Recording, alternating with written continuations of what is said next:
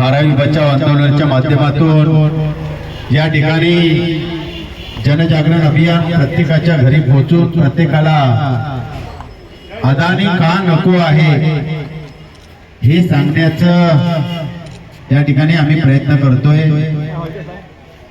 या ठिकाणी धारावी बचाव आंदोलनाचे सर्वच पदाधिकारी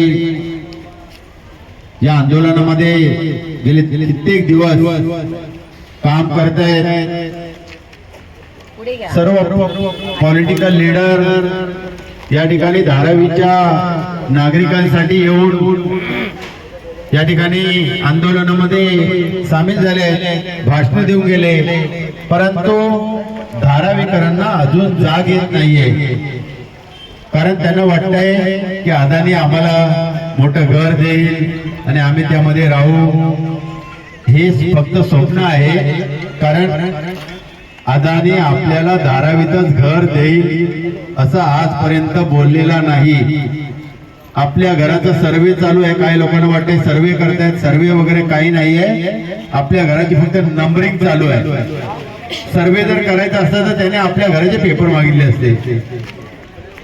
आणि आता त्या ठिकाणी 4-4 माळ्याची घरं आहेत, त्या लोकांना 4-4 नंबर टाकले जात आहेत आणि नंतर पेपर मागवले तर एकच ग्राउंड फ्लोअरचे आपले पेपर आहेत, इतर पेपर नाही आहेत।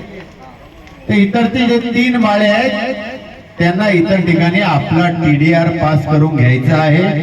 म्हणून आपल्या जागेच्या बदल्यात काळा चौकी सारख्या ठिकाणी जी डेव्हलपमेंट होणार आहे त्या ठिकाणी आपला TDR पास करून ते या संपूर्ण जमिनी हडप करण्याचं काम करतायत।